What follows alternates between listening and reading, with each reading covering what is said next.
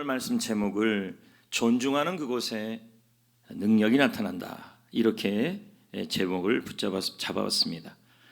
존중에 관한 여러 가지 말들이 있죠. 예를 들면 이런 말이 있죠. 타인을 존중하는 것은 타인의 존중받는 최고의 기술이다. 그리고 쿨리지가 이런 말도 하죠. 누구도 자신이 받은 것으로 인해 존경받지 않는다. 내가 갖고 있는 것으로 존경받는 게 아니라 내가 베푼 보상이 바로 존경이다, 이렇게 얘기합니다.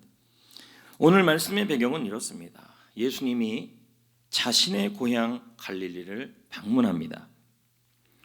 원래 예수님은 가는 곳마다 능력을 행하셨던 분입니다. 그런데 이상한 일이 일어났습니다. 도대체 어떤 일이 일어났을까요? 그것은 예수님이 가신 그 고향 땅에서는 하나님의 능력, 예수님의 능력이 안 나타나는 것입니다. 어느 곳에 가든 주님께서 능력을 베푸셨는데 이 갈릴리 지역, 예수님의 고향에서는 주님의 능력이 나타나지 않았습니다. 기적이 나타나지 않은 것입니다. 도대체 그 이유가 뭘까요? 이게 바로 오늘 말씀의 핵심이죠. 왜 예수님께서는 예수님의 고향에서는 주님의 능력이, 기적이 나타나지 않았냐는 거예요. 5절 말씀을 읽어봅시다. 다 같이 읽어보겠습니다. 거기서는 아무 권능도 행하실 수 없어. 거기가 바로 예수님의 고향 갈릴리예요. 갈릴리. 예수님은 이 고향 갈릴리에서 아무 권능도 행하실 수 없었다. 원문의 뜻은 이렇습니다. 어떤 뜻이냐면 예수님이 권능을 행하고 싶은데 그 권능이 무엇인가에 의해서 제지당했다, 이런 뜻입니다. 그러니까 예수님은 이 갈릴리라는 지역에서 예수님의 권능과 예수님의 능력과 예수님의 기적을 행하고 싶었는데 뭔가가 자꾸 막았다는 거예요. 이런 겁니다.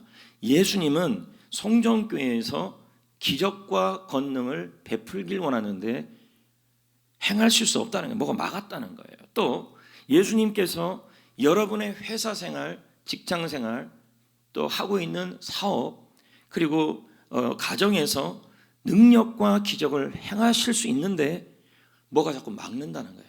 이 권능을 못 행하도록, 권능이 행해지지 않도록 막았다는 것입니다. 여러분, 우리가 알다시피 예수님은 마가복음이나 마태복음에 보면 능히 권능을 행할 수 있는 분이십니다. 다른 지역에서는 늘 기적을 이루셨던 분이에요. 눈먼 자를 뜨게 하시고 듣지 못한 사람이 듣게 되고 못 걷는 사람이 걸었어요. 근데 왜 오늘 말씀에 보면 갈릴리에서는, 예수님의 고향 갈릴리에서는 권능이 나타나지 않았을까요? 이 말은 이런 겁니다. 왜 김 집사님 집에서는 예수님의 능력이 나타나고 예수님의 기적이 나타나는데 왜 우리 사업장에는, 왜 우리 집에는, 왜 교회는, 우리 셀에는 예수님의 권능이 나타나지 않느냐는 거죠. 그겁니다. 다른 사람의 셀에는, 다른 가정에는, 다른 사람 자녀들에게는 권능이 나타나요. 주님의 기적이 나타나요. 근데 우리 집에는 주님의 권능이 제지를 당하고 있다는 거죠. 즉 이런 의미인 거예요. 왜 이런 일이 일어나냐는 거죠. 왜 갈릴리에서는 이런 일이 일어났냐는 거예요. 그 대답이 예수님의 말씀 속에 나옵니다. 4절 읽어봅시다.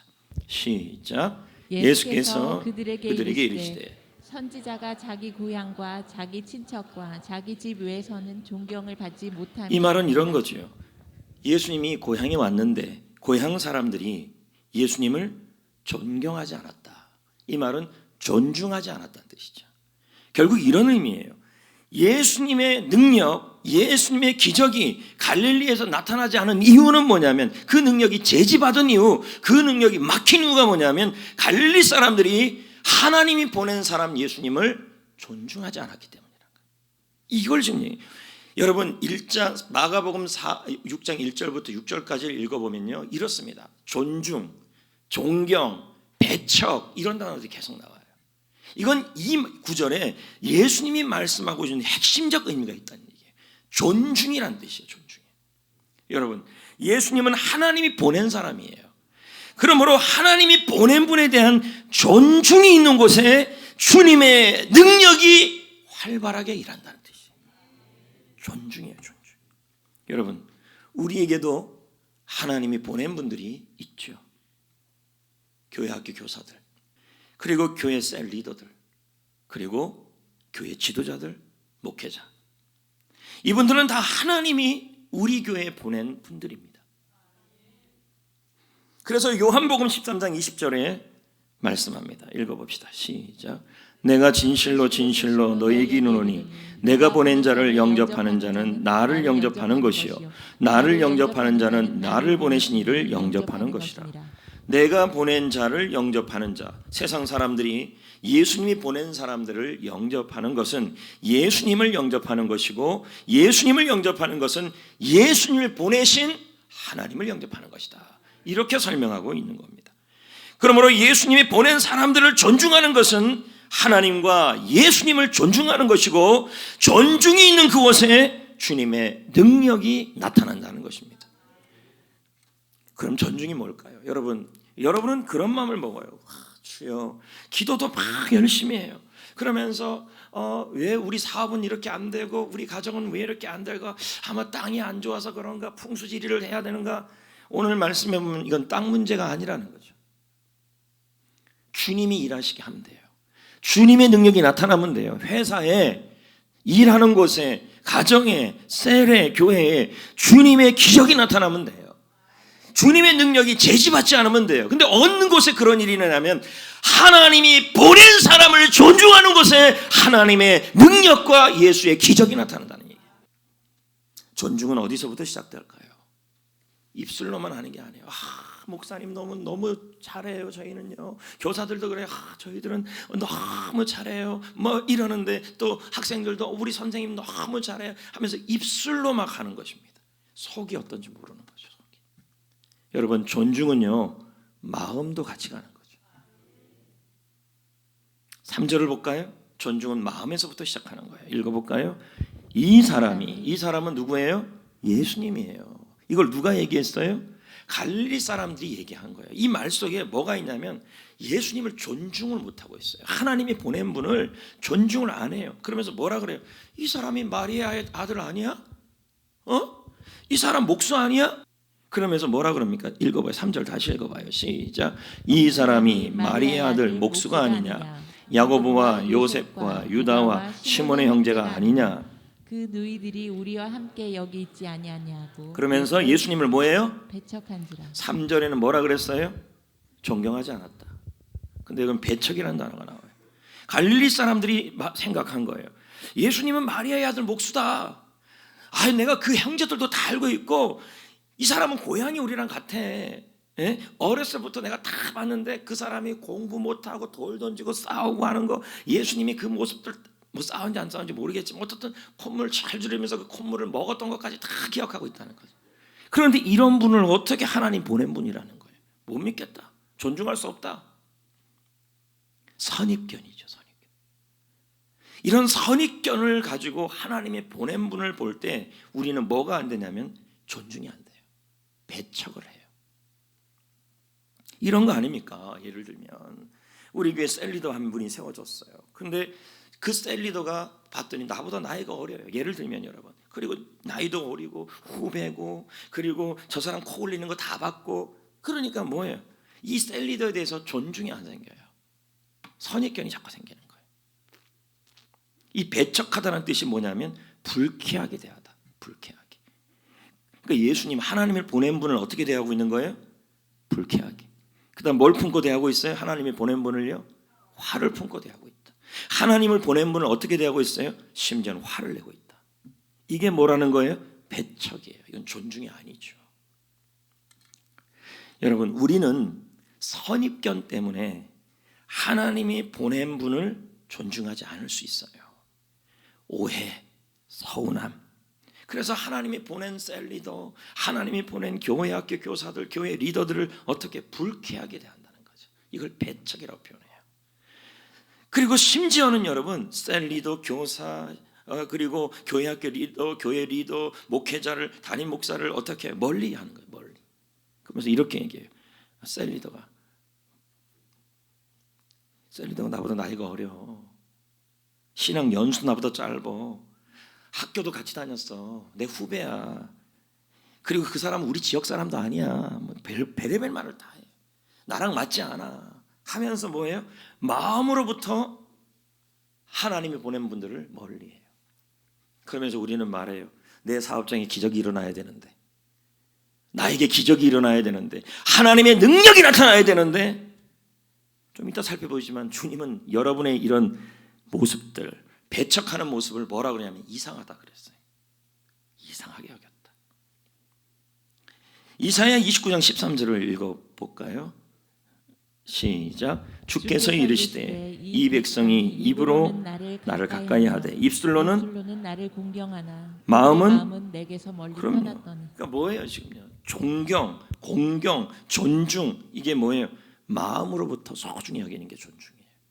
우리 교회에 하나님이 보낸 분들이 계시다는 거죠. 그분들을 어떻게 하라는 거예요?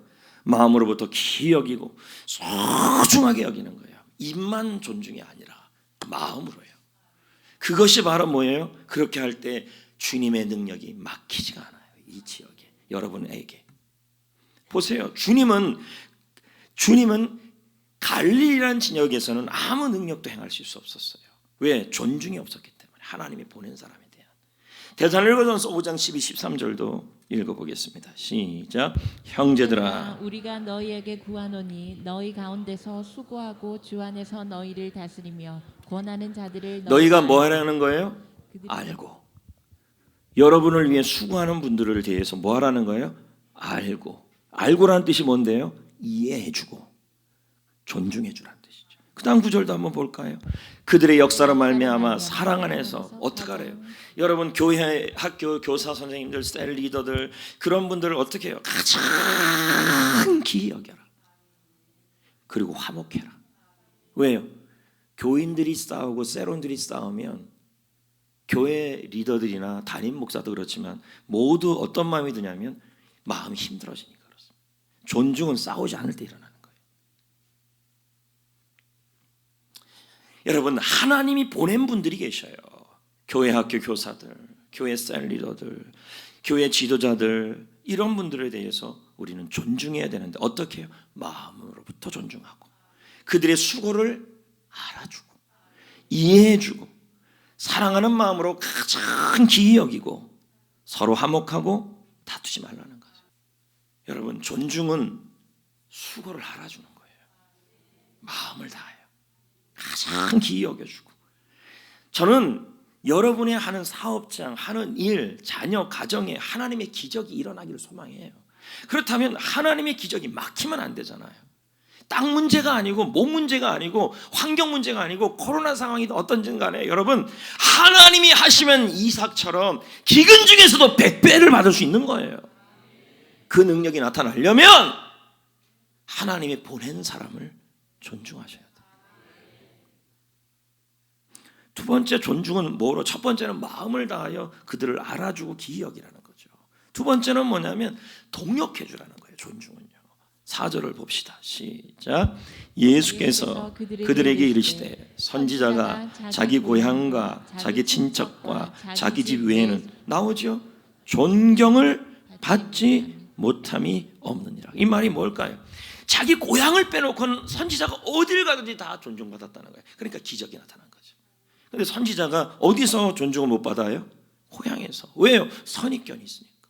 존중을 안 해요. 저 사람 내가 안다는 거예요. 예수님도 하나님 보낸 사람인데 저 사람 아버지 목수였다는 거예요. 그리고 저 사람 우리랑 같이 살았고 학교 공부도 같이 했던 사람이고 그런데 저 사람한테 무슨 선한 게 나오겠냐 이런 식으로 지금 나오고 있는 거예요. 예수님은 지금 갈릴리에서 능력이 못 나타난 이유를 지금 설명하고 있는 거예요. 하나님이 보낸 분을 존중하지 않고 있다는 거죠. 여기서 이 존경이라는 단어의 뜻이 뭔지 아십니까? 귀히 여기다, 소중히 여기다, 중요하게 여기다. 여러분은 하나님이 보낸 사람, 교회 학교 교사를 우리 교회는 금처럼 소중히 여기고 있나요? 셀 리더들을 여러분 금처럼 소중하고 귀히 여기고 있나요? 여러분은 저를 그렇게 여기고 있나요? 아멘? 알겠어요. 믿겠어요. 네.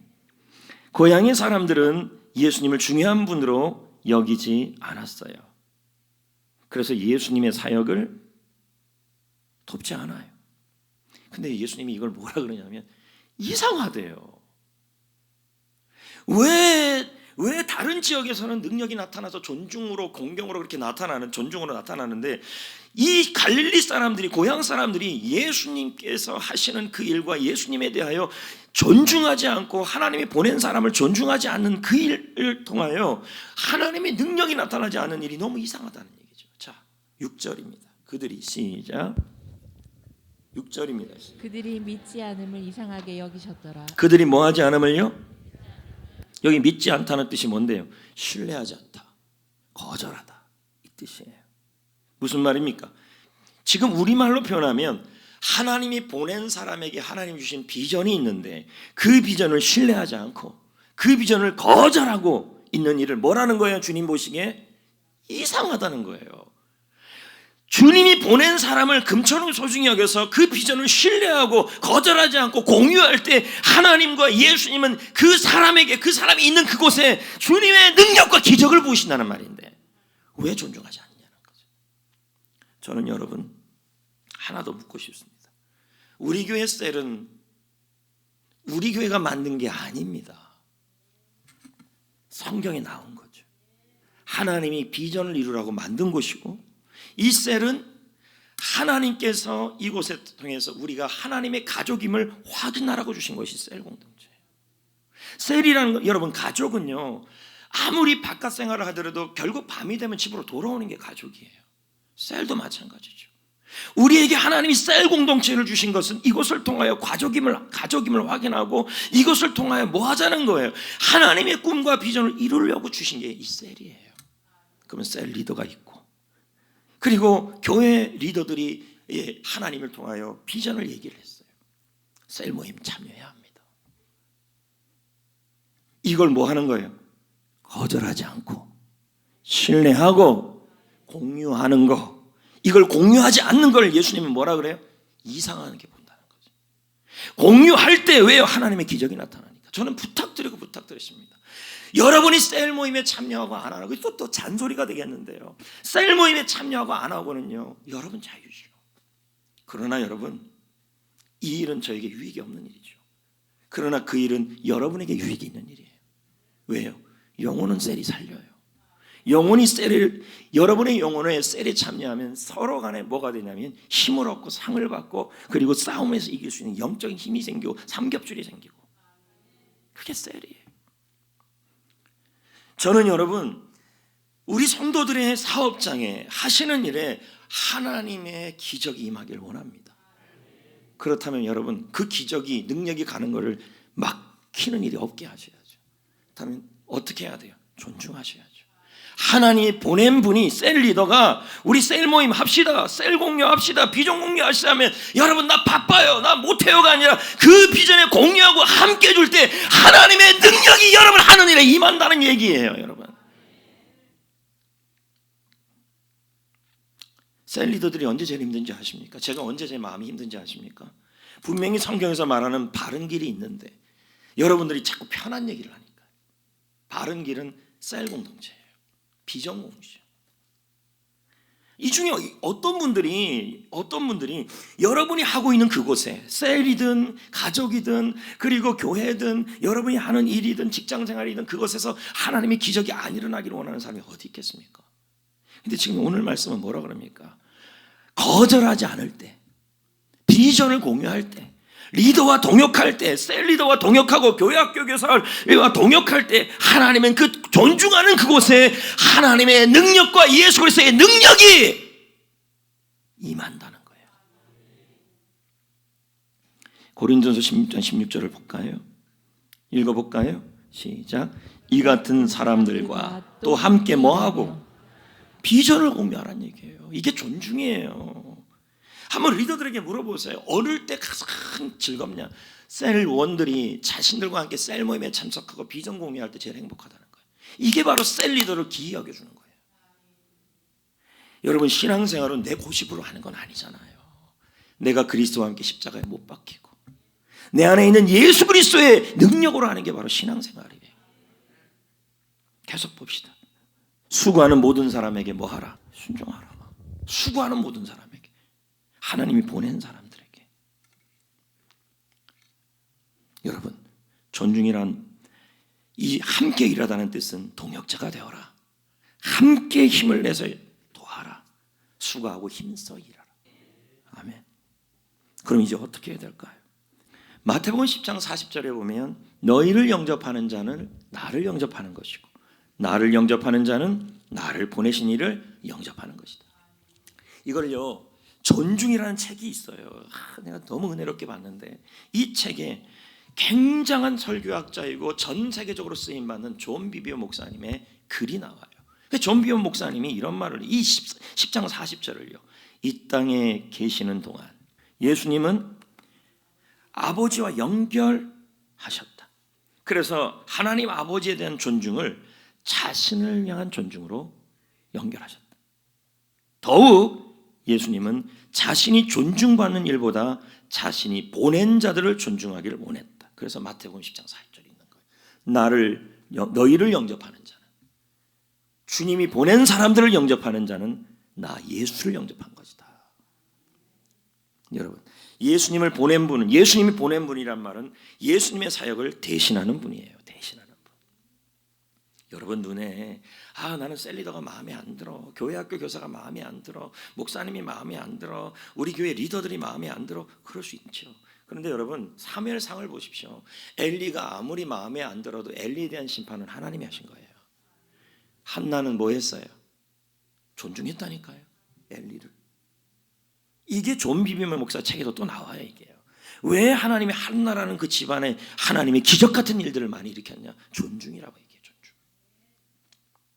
여러분 그러면서요 누가복음 13장 35절 말씀도 한번 봐요. 참 말씀이 그냥 읽으면 이해가 안 돼요. 근데 이것도 존 비비오 목사가 해석을 했어요. 자, 먼저 읽어봅시다. 시작. 내가 너희에게 이르노니 너희가 주의 이름으로 오시는 이를 찬송하리로다 할 때까지는 나를 보지 못하리라 하시니. 이해가 안 돼요. 이 말씀이. 너희가 주의 이름으로 오시는 이를 찬송하리라 할 때까지. 이게 무슨 뜻일까요? 찬송할 때, 이 말은 말로는 찬송인데 원문의 뜻은 존중이에요.